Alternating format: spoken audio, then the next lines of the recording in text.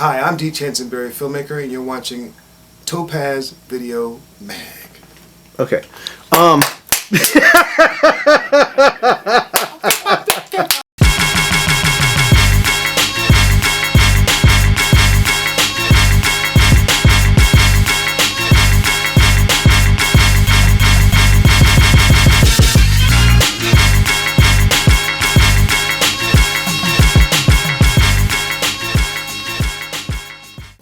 Want to see something you've never seen before? Get a load of this. You watch the movies and get paid for it. Go to dollarperview.com. And don't forget, watch Phoenix Finest in Blue. I'm in it. Hey, we sell to them. This is our business. We get rich, and they die off. He may not be the poster child for the Aryan Brotherhood, but that's your son. Worse things that was done to my people than this. And we still here. I hate you. You ruined my life. Let it go.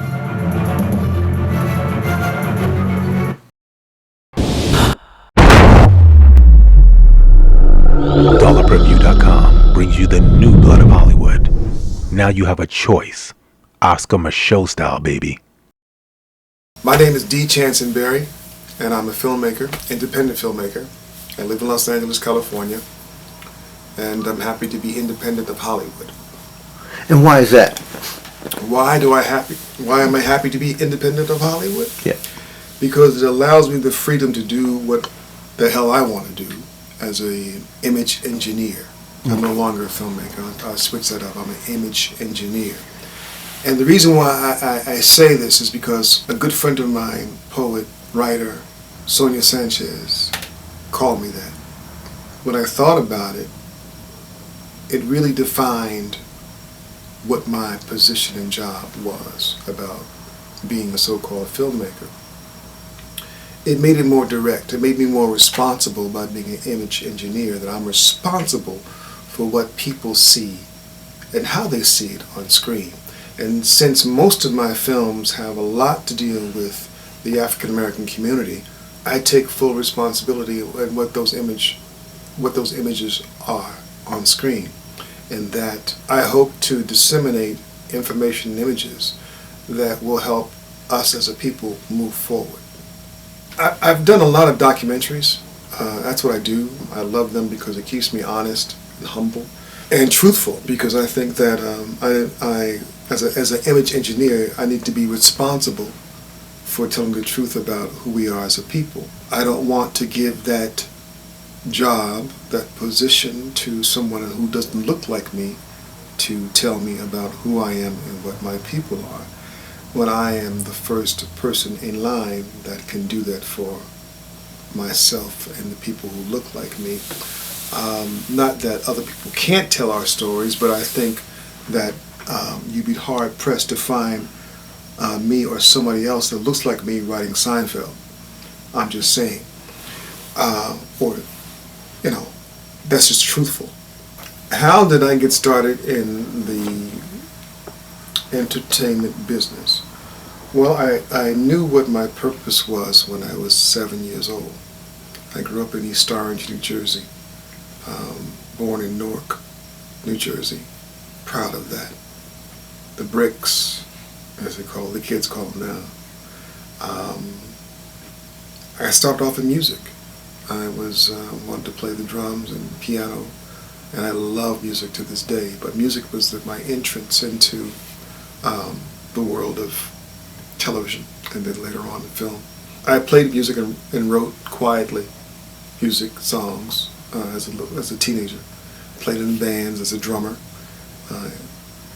in New Jersey in high school and stuff like that. And then one day I decided that I wanted to be on television and move to Hollywood. I remember sitting on my porch at 128 Chestnut Street in East Orange, New Jersey. And it was a Saturday late morning, and I saw the older kids walking to the football game. I think East Orange was opening day for East Orange football, and I couldn't go, and I was sitting there, going back and forth watching television, look out the window watching television, and I kept seeing everything that was produced and directed and shot in Hollywood, California. And I said to myself, that's where I'm going.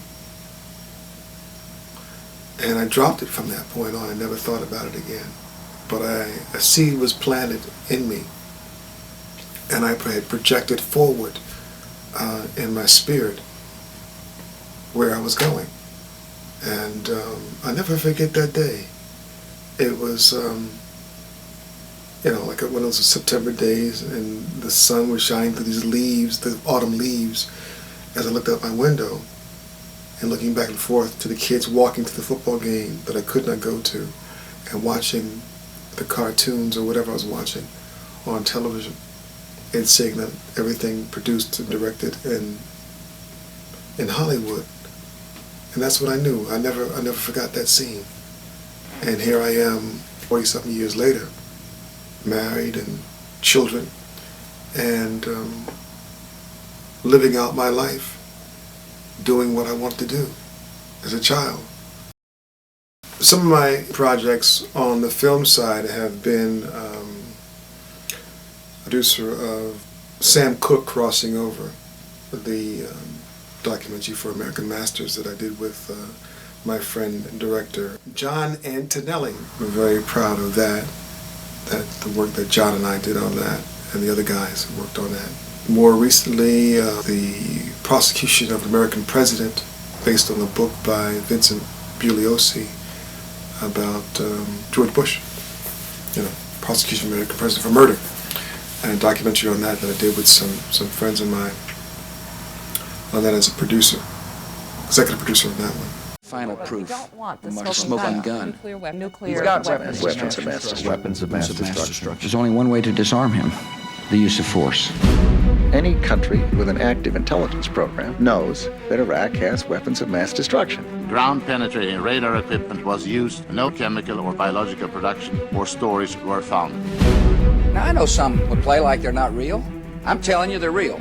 16 U.S. intelligence agencies all said he was not an imminent threat to the security of this country.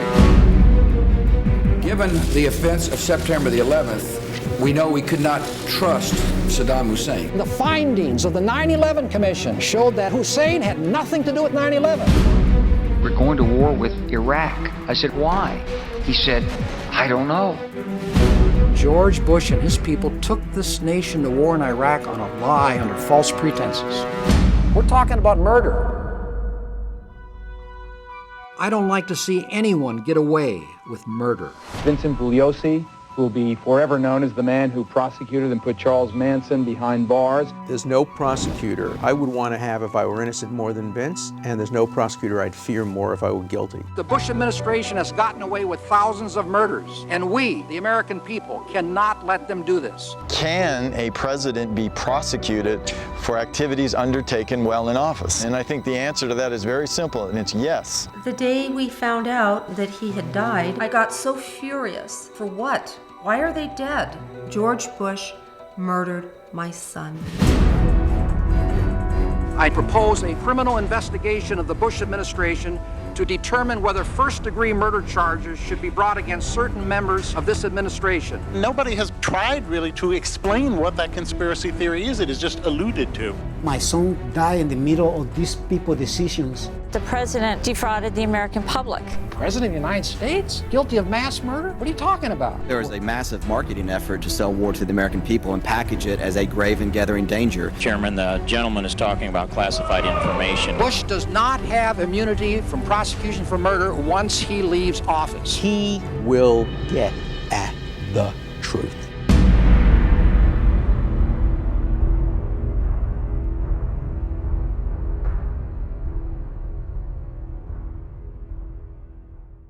The last year and a half, probably, Dark Girls, the documentary that I directed and produced with actor-director Bill Duke, Dark Girls. I'm very proud of that, and that's a part of the true part of my nature in terms of being able to use my art, my craft, my gift, my passion towards healing people.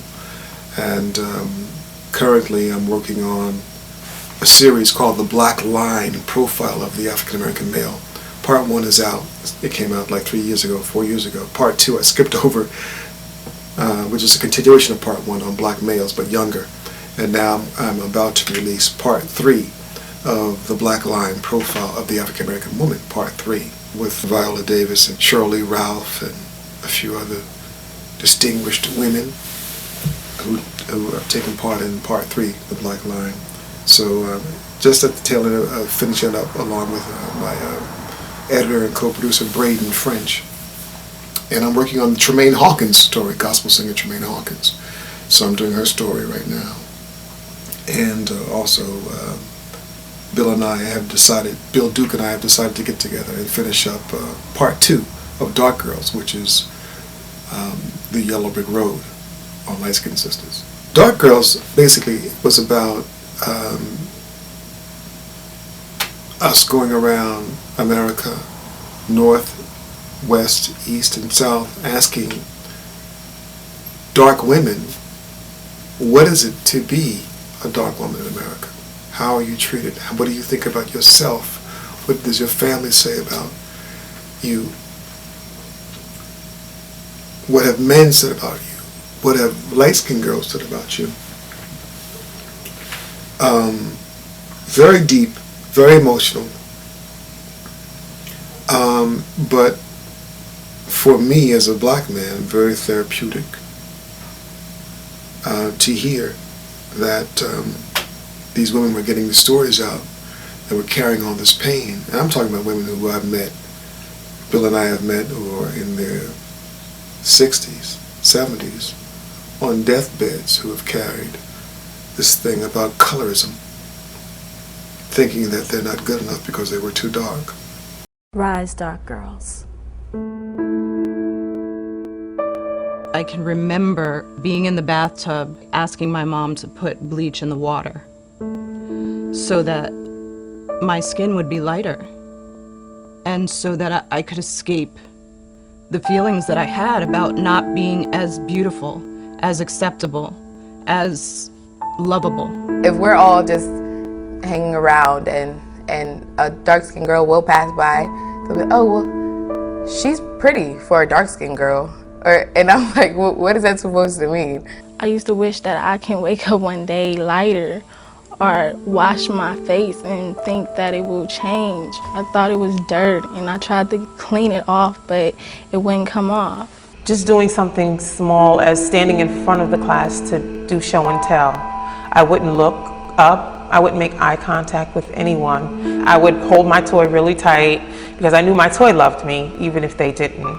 I mean, you know, dark-skinned women, I don't really like dark-skinned women. Like, they look funny beside me. So, you know, I'd rather not date a dark-skinned woman.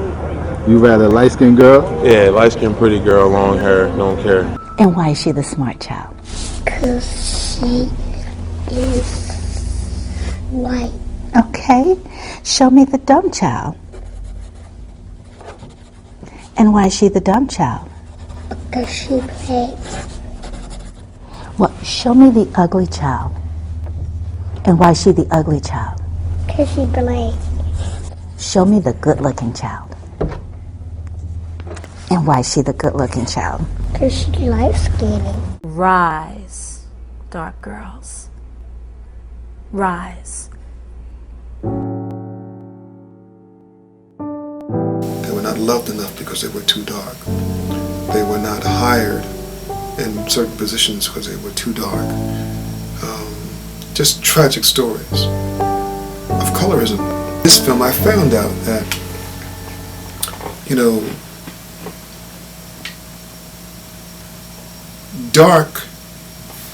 being dark in complexion as I am, because I had issues too as a little boy, and so did Bill, we understood this from an emotional standpoint, what it meant to be dark, by not having dates or not being asked to go on certain things and being excluded.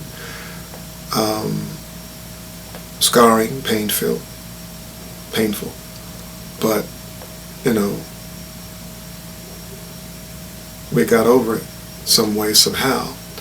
I think what happened with black men, dark men, is that we became in vogue through people like Richard Roundtree or Wesley Snipes and others on the big screen, that it was okay to be dark, tall, dark, and handsome. And then, but for women, that curse that people have put on them, some people have put on them, has never been removed. It's rare that we find a dark-skinned woman in a leading role, except for recently my friend Viola Davis. But other than that, you'd be hard pressed to find a sister in a dark role, leading role in Hollywood, on a network or on a major film. So I think dark-skinned women still have a long way to go with their fight. And I think it's a horrible thing to go through, to be beautiful and wanting to change your skin complexion because you want to be accepted. And which is interesting to me, what talks about is that, well, are you saying that God made a mistake? Is that what you're saying? Are you saying that God made a mistake because you don't want to be who you are? And for a mother and father not to tell their daughter or their son at that point that you are beautiful the way you are is tragic. My mother and her friend, we were driving somewhere, and she's bragging on me. She said, my daughter is beautiful. She's got great eyelashes, she's got the cheekbones, she's got great lips. And then she's going on and she adds, could you imagine if she had any lightness in her skin at all? She'd be gorgeous. And just that last little part, just all that pride that I had about her, having her brag on me, just dissipated. And I think that moment is when I really became aware. And you have these girls and these women who are walking around here wounded, and no wonder they choose the mates they choose.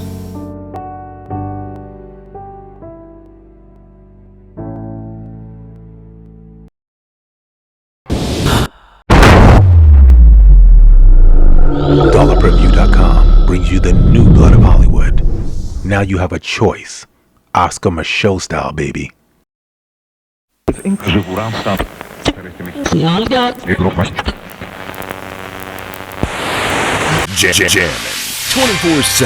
cutting them back to back, turning up before they outlaw it. The station that goes boom.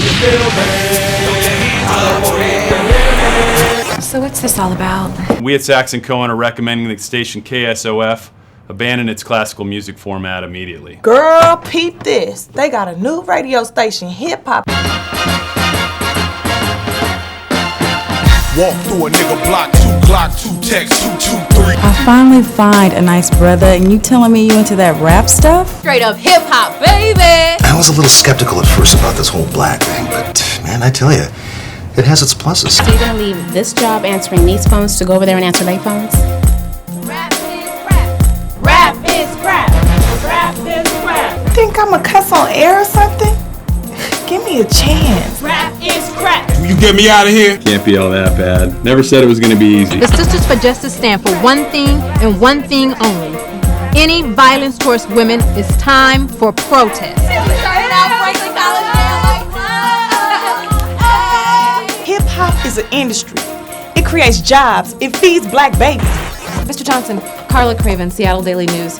I wanted to get a comment on charges that your new station is programming music that's degrading to black women. Are you serious? Yo, I hit the bitch. I dissed, I pissed, I spit on the sister. I got a big D cause I'm from the hood.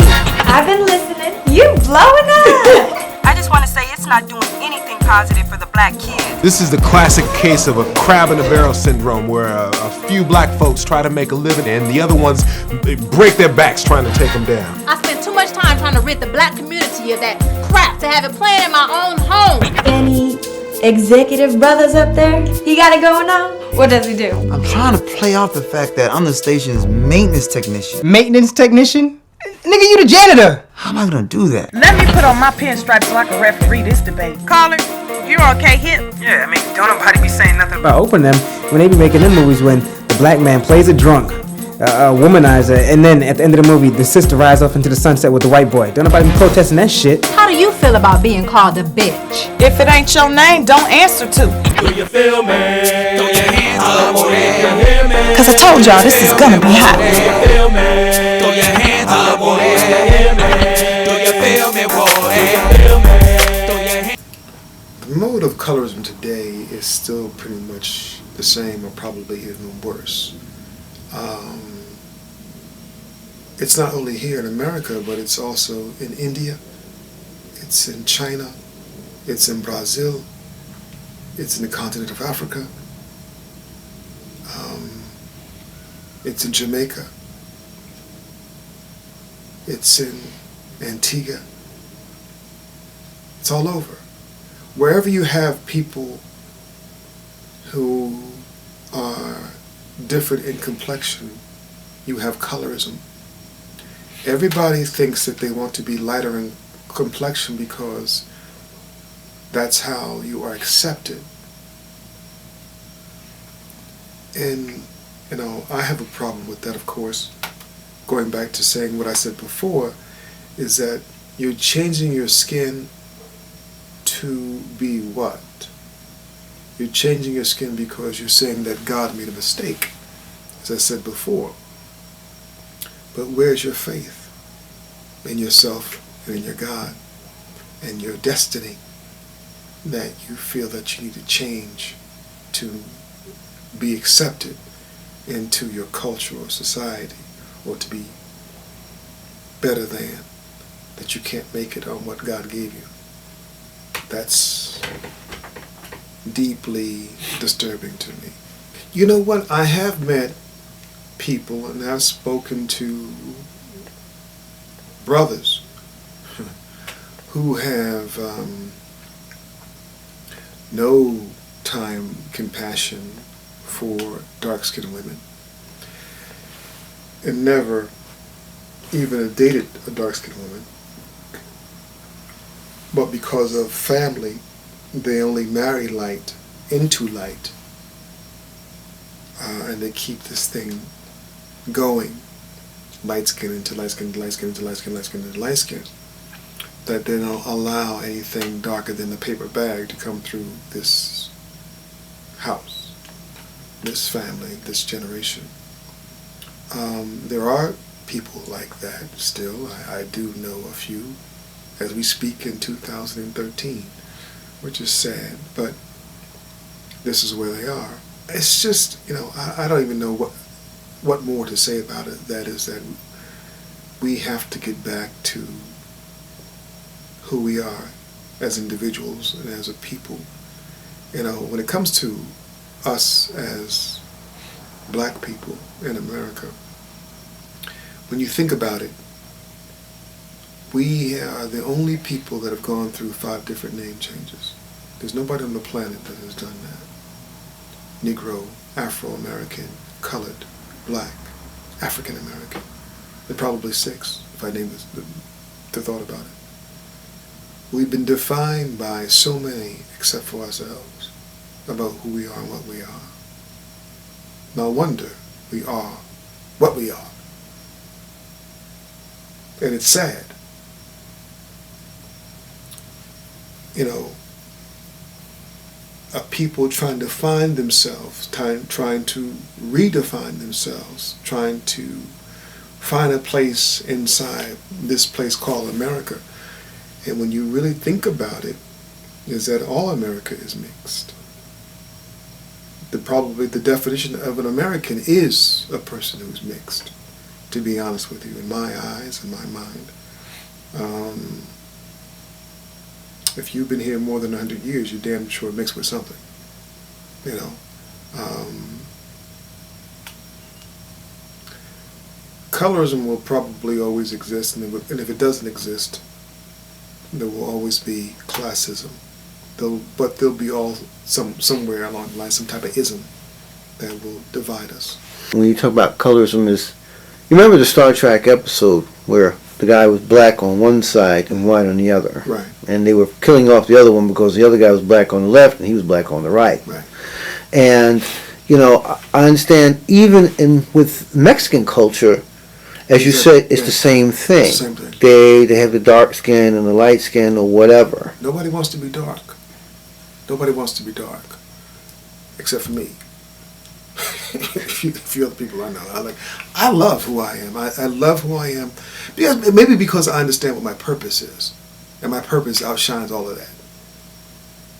When you have purpose, you don't have to think about my hair or my skin complexion, even my sex. Matter of fact, when you have purpose, because you're so in line with that, and it's such a bigger picture. You know, I'm a human being.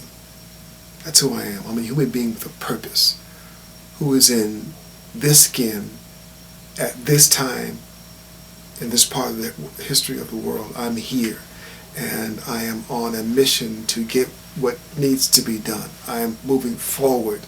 I'm not looking back. I have accepted what has happened to me. I have accepted what's happened to my people. I've accepted what's happened to mankind, period. But I am not going to be held here knowing that there's work to be done to move forward. As an artist, I am back to the future on what my purpose is. And, you know, if you do have a purpose, if it is becoming a filmmaker, a director, a producer, or a writer, or a costume designer, or a voiceover person, or whatever in the entertainment, or a newscaster, or an author who writes books, novels, or whatever, you have to keep focus, stay focused, and believe that you are doing your work now, that you are setting yourself up, projecting forward whatever you want to do. Don't keep praying about it. Pray about it once. Pray about it once. One strong time. Pray about it and let it go. And keep moving. God heard you the first time. Why you keep bothering him? DollarPreview.com brings you the new blood of Hollywood. Now you have a choice. Oscar Michaud style, baby.